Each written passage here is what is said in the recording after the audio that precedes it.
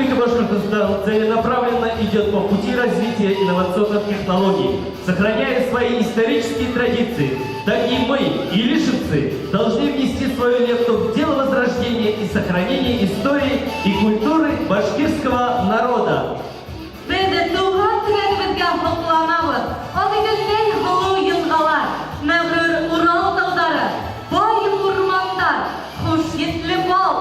Şifalı kamadı, molğumışlı batudar, bunday hıdur табиғат тек Башқұртстандағына. Мы гордимся тем, что родились и живем в Башкортостане. 6 февраль көнне бер елга якын күркәм мәдәни тамашаларга сусаган илешләр өчен зур шатлыклы вакыйга булды. Район мәдәният сараенда безнең яклар, Кояш, нурлар ягы, кунакчылык ягы, җыр ягы дип исемләнгән район фестиваль конкурска старт бирелде. Әйтәсе килә инде бүген фестивальгә, Иглам итәбез фестивальне ачык дип әйтеп. Без көтәбез менә шулай бу фестиваль чараларында, фестиваль кысаларында, авылларда, мәдәният йортларында, авылларда концертлар бар дип әйтеп. Бу концертларда без тагын да бер мәртәбә әйләнеп кайтырбыз үзебезнең тарихка. Үзебезнең буыннарны, ата-бабаларны хәтергә алырбыз дип әйтеп, үзебезнең кайсы рудан, кайсы буыннан, кайсы тамырдан чыкканны, үзебез өчен дә тагын бер хәтергә төшерербез, безнең балалар өчен дә өйрәтәбез дип әйтеп көтәбез.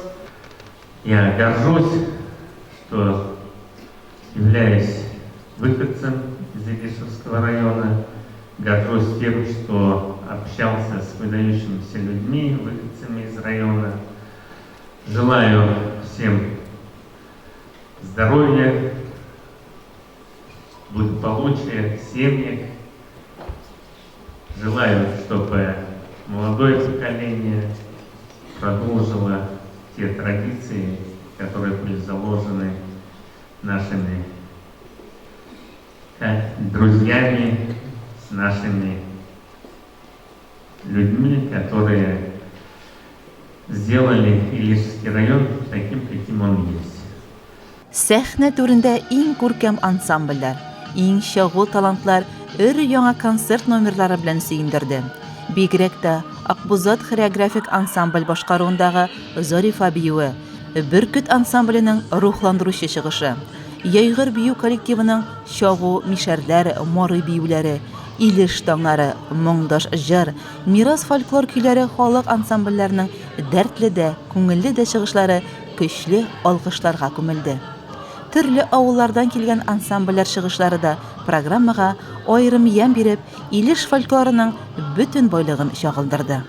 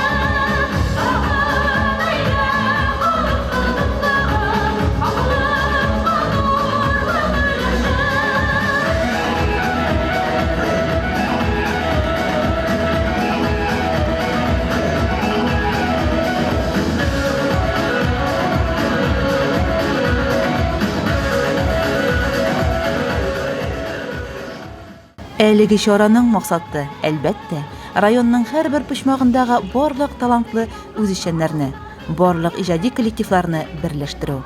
Башкортстан Республикасында 2021 ел тарих елы дип игълан ителде.